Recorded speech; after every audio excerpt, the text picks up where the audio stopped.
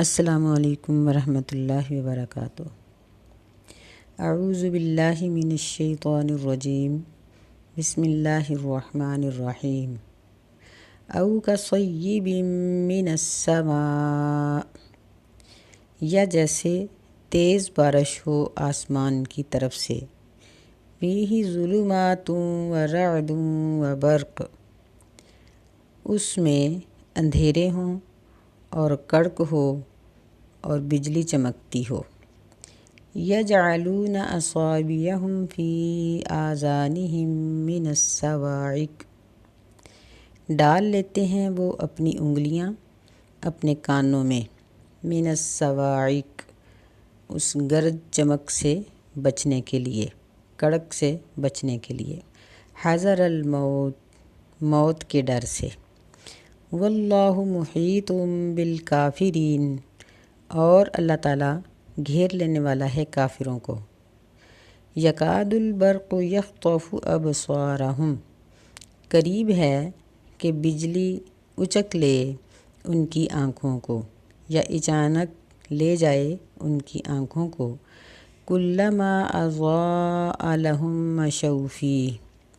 جب بھی ان کے لیے روشنی ہوتی ہے، اضاء روشنی ہوتی ہے ان کے لیے، مشوا فیہ تو وہ اس میں چل پڑتے ہیں۔ وَإِذَا أَظْلَمَ عَلَيْهِمْ قَامُوا، اور جب اندھیرا ہو جاتا ہے ان پر تو کھڑے ہو جاتے ہیں۔ وَلَوْ شَاءَ اللَّهُ لَذَهَبَ بِسَمْعِهِمْ وَأَبْصَارِهِمْ، اور اگر اللہ تعالیٰ چاہے تو ضرور لے جائے ان کے کانوں کو اور ان کی آنکھوں کو۔ ان اللہ علی کل شیء قدیر، بے شک اللہ تعالیٰ ہر چیز پر قادر ہے۔ اب اس کو ہم لفظی ترجمے کے حساب سے دوبارہ پڑھتے ہیں۔ او کصیب، او یہ حرف استفہام ہے، اس کا معنی ہوتا ہے کیا، یہ عام طور پر سوال کرنے کے لیے استعمال ہوتا ہے۔ کصیب، کا یہ مثل کا معنی دیتا ہے، جیسے کہ یا مثال کے طور پر۔ صیب پہنچنے والی چیز، یہ عام طور پر بارش کے لیے یہ لفظ بولا جاتا ہے جو اللہ تعالیٰ انسانوں کے لیے اتارتا ہے۔ من السماء، من کا معنی سے، السماء آسمان، یعنی آسمان کی طرف سے۔ چونکہ بادل اوپر ہوتے ہیں اس لیے اللہ تعالیٰ نے بارش کا کئی جگہوں پر ذکر کرتے ہوئے آسمان کا ذکر کیا ہے۔ فی فی کا معنی میں اور ہی کا معنی اس، فی یعنی اس بارش میں، ظلمات، یہ ظلمات کی جمع ہے، اندھیرے ہیں، بہت سے اندھیرے، یعنی رات کے وقت کی اگر بارش ہو تو دن کی نسبت رات کی بارش میں خوف زیادہ ہوتا ہے۔ ورعد، اور واو کا معنی اور رعد کا معنی کڑک، بجلی کی جو کڑک ہوتی ہے نا آواز، اس کو کہتے ہیں۔ وبرق، اور بجلی چمکتی ہے، واو کا معنی اور برق کا معنی بجلی کی چمک، یعنی بعض اوقات صرف کڑک سنائی دیتی ہے بعض جگہوں پر اور چمک نظر نہیں آتی، اور بعض جگہوں پر چمک پہلے نظر آتی ہے، کڑک کی آواز نہیں آتی یا بعد میں آتی ہے۔ تو یعنی اس بارش میں کڑک بھی ہو اور چمک بھی ہو۔ یجعلون، یہ جمع مضارع کا صیغہ ہے معروف کا، کہ وہ ڈال لیتے ہیں، اصابعہم، یہ اسبعن کی جمع ہے، اپنی انگلیوں کو، اسبعن کا معنی ہوتا ہے ایک انگلی، اصابع یعنی اپنی انگلیاں دونوں کانوں میں ٹھونس لیتے ہیں۔ فی کا معنی میں آذان، یہ اذن کی جمع ہے، اذن کا معنی ہوتا ہے ایک کان، آذان یہ اس کی جمع ہے، یعنی اپنے دونوں کانوں میں، اور سب لوگ اپنے دونوں کانوں میں۔ من الصواعق، صواعق کہتے ہیں جس میں کڑک اور چمک دونوں چیزیں ہوں، یعنی اس گرج چمک سے بچنے کے لیے۔ حذر الموت، موت کے ڈر سے، یعنی انسان کے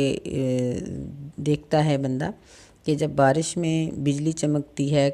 اور کڑکتی ہے تو بندے کو اپنی موت کا ڈر ہوتا ہے، کہیں میرے اوپر گر نہ جائے اور میں مر نہ جاؤں۔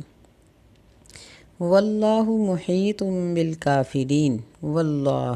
واو کا معنی اور لفظ اللہ، یہ اللہ تعالیٰ کا ذاتی نام ہے، محیط یہ اسم فاعل کا صیغہ ہے کہ اور اللہ تعالیٰ گھیر لینے والا ہے بالکافرین کافروں کو، با کا معنی ساتھ یا کو، کافروں کو گھیر لینے والا ہے۔ او یکاد البرق یکادو، کادہ یکادو سے ہے یعنی بہت جلدی، قریب ہی ہے کہ وہ بجلی، وہ جو چمک ہے برق کی، یخطف ابصارہم، وہ اچک لے ان کی آنکھوں کو،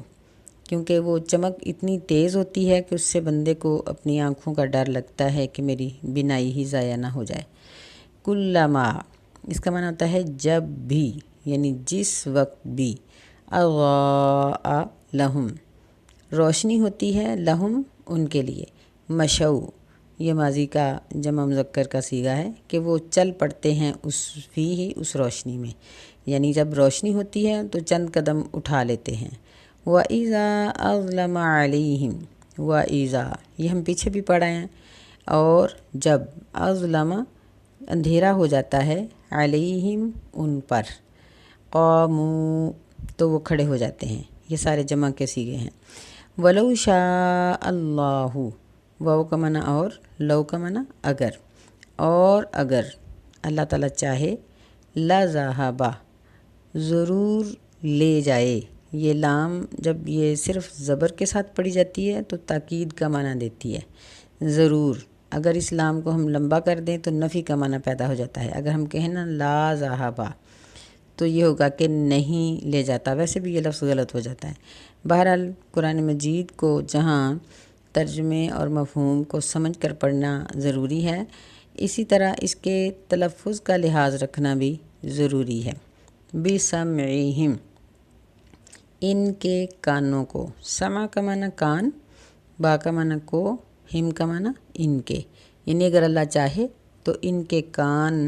اس بجلی کی جو آواز ہے، کڑک کی جو آواز ہے، اس کے ساتھ ضائع کر دے، لے جائے۔ وَأَبْصَارَهُمْ، اور ان کی آنکھوں کو، ابصار بصر ان کی جمع، اور ہم کا معنی ان کی، یعنی ان کی آنکھوں کو لے جائے۔ ان اللہ علی کل شیء قدیر، بے شک اللہ تعالیٰ ہر چیز پر قادر ہے، یعنی قدرت رکھنے والا ہے۔ یہ اللہ تعالیٰ نے منافقین کی دوسری قسم کی مثال دی ہے، یعنی ایک مثال ایک قسم کے منافقوں کی ہم پیچھے پڑھ آئے ہیں، جن کے بارے میں فرمایا کہ کمثل الذی استوقد نارا، کہ کچھ منافق تو ایسے ہیں جو کچھ نہ کچھ عمل کرتے ہیں، یعنی انہوں نے آگ خوب بھڑکائی، لیکن پھر جب کچھ کرنے لگے تو وہ اندھیرا چھا گیا اور وہ کچھ بھی نہ کر سکے۔ یہاں دوسری قسم کے لوگ مراد ہیں، یعنی ایسے لوگ جن پر کبھی حق واضح ہوتا ہے اور کبھی وہ حق کے بارے میں شک کرتے ہیں۔ جب ان کے دلوں میں حق واضح ہو جاتا ہے، یعنی حق کو پہچان لیتے ہیں کہ یہ واقعی سچی بات ہے، تو پھر اس پر تھوڑا سا عمل کر لیتے ہیں، لیکن جب ان کے دلوں میں شک پیدا ہوتا ہے تو وہ تردد اور کفر کی طرف چلے جاتے ہیں، انکار کر دیتے ہیں اور وہ اسلام کی اس بات پر عمل نہیں کرتے۔ تو اس کی مثال اللہ تعالیٰ نے ایسے دی کہ جس طرح بارش، یعنی بارش سے مراد اسلام ہے، کیونکہ اسلام کے فوائد ہر ایک کے لیے ہیں۔ جس معاشرے میں، جس ملک میں اسلام نافذ ہوتا ہے، وہاں کے صرف مسلمان نہیں بلکہ غیر مسلم بھی محفوظ ہوتے ہیں، اور صرف انسان ہی نہیں،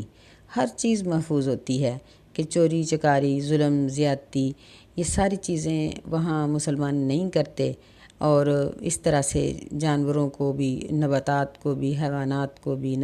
ہر ایک کو سکون ملتا ہے اور ہر ایک کو اس کا حق مل جاتا ہے، بارش کی طرح ہی کہ جیسے بارش برستی ہے تو یکساں ہر چیز کے اوپر پڑتی ہے، مکانات پر بھی، گلیوں میں بھی، سڑکوں پر بھی، جہاں برس رہی ہوتی ہے وہاں کوئی چیز بھی اس سے محفوظ، یعنی اس سے ہر چیز مفید، اس سے فائدہ حاصل کرتی ہے، استفادہ ہر چیز کو حاصل ہوتا ہے، اور کوئی چیز بھی بارش کے استفادہ سے باقی نہیں بچتی۔ تو ایسے ہی اسلام ایک بہترین مذہب ہے، اور یہ بارش کی طرح ہے کہ اس کی ہر ایک چیز کو ضرورت ہے۔ دیکھیں کہ یہ در و دیوار ہمارے مکانات اور عمارات اگر ان پر بھی بارش نہ برسے اور مسلسل دھوپ رہے تو یہ دیواریں پھٹ جاتی ہیں اور پھر غبار آلود ہو جاتی ہیں، گندی ہو جاتی ہیں۔ کچھ عرصہ بارش نہ برسے تو باغوں کے درخت اور ایسے ہی سڑکوں کے کنارے ہوئے لگے درخت مٹی سے اٹے ہوئے نظر آتے ہیں۔ تو بارش ایک ایسی چیز ہے کہ اللہ تعالیٰ نے اس کو ہر ایک کے لیے مفید بنایا ہے،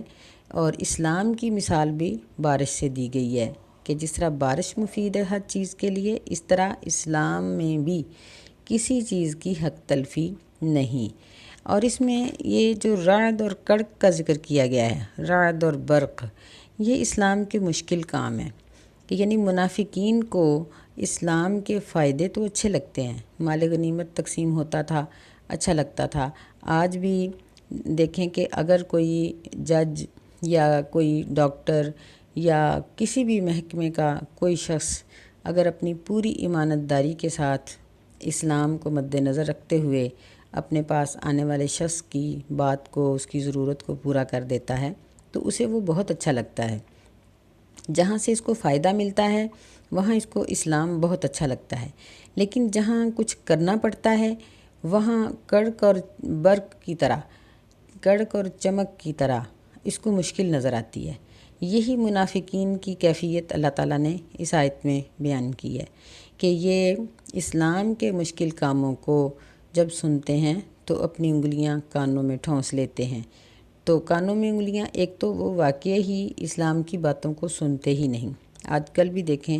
کہ بے شمار لوگ ایسے ہیں جو قرآنی تعلیمات سے استفادہ نہیں کرتے، اسلام کو پڑھنے اور سمجھنے کی کوشش ہی نہیں کرتے کہ عمل کرنا پڑے گا۔ یہی انگلیوں کے ٹھونسنے کا مطلب ہے کہ وہ اپنے کانوں میں انگلیاں ڈال لیتے ہیں۔ منافق ویسے بھی نبی علیہ السلام کی مجلس میں ایسے کام کرتے تھے کہ انسنی کر دیتے تھے، یا جب آپ جہاد یا صدقہ و خیرات کا حکم دینے لگتے تو چپکے سے آپ کی مجلس سے کھسک جاتے تاکہ نہ سنیں اور نہ عمل کرنا پڑے، کل کہہ دیں گے کہ ہم تو آئے ہی نہیں تھے۔ اللہ تعالیٰ نے ان ساری کیفیات کے بارے میں فرمایا کہ یہ اللہ کی پکڑ سے بچ نہیں سکتے۔ واللہ محیط بالکافرین، کہ اگر ایک شخص صدقہ و خیرات سے اپنے پیسے کو بچاتا ہے تو وہ کسی اور طرف اس کا ضائع ہو سکتا ہے۔ اسی طرح اگر ایک شخص نماز سے اپنے وقت کو بچاتا ہے کہ نماز نہیں پڑھتا میں اور کوئی کام کر لوں، یا سچ اور جھوٹ کی پرواہ نہ کرتے ہوئے اپنا مال بچاتا ہے یا اپنی کوئی بھی چیز بچا لیتا ہے، تو اگر اللہ رب العزت کو غصہ آ جائے تو اس کی وہ صلاحیتیں اور اس کی وہ چیزیں کسی دوسری طرف ضائع ہو جاتی ہیں۔ کہ آپ دیکھیں کہ نماز پڑھنے والوں کے کام کاج، صدقات و خیرات کرنے والوں کے مال جس طرح ہر چیز پر محیط ہیں، جو لوگ یہ کام نہیں کرتے ان کے معاملات میں برکت کم ہے۔ یہ لوگ اپنے سارے معاملات کو بہت اچھی طرح سے نپٹا لیتے ہیں، لیکن جو لوگ دین کو اس کا حق نہیں دیتے، اسلام کے جو احکامات ہیں ان کو ادا کرنے کے لیے وقت نہیں دیتے بلکہ بچانے کا اپنے ذہن میں لے آتے ہیں،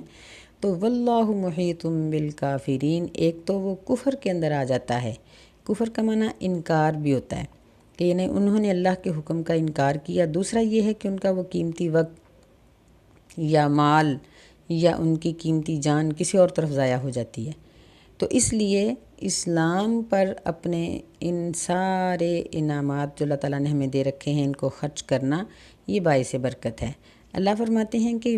بجلی جس کڑک اور چمک سے یہ ڈر رہے ہیں، قریب ہے کہ ان کی آنکھوں کو اچک لے، یعنی جلدی سے انسان اپنی آنکھیں بھینچ لیتا ہے، لیکن ممکن ہے کہ آنکھوں کو بند کرنے کا موقع ہی نہ ملے اور ان کی آنکھیں ضائع ہو جائیں، یا پھر یہ ہے کہ اللہ تعالیٰ ویسے ہی ان کی بصیرت لے جائے تو پھر یہ کیا کر لیں گے،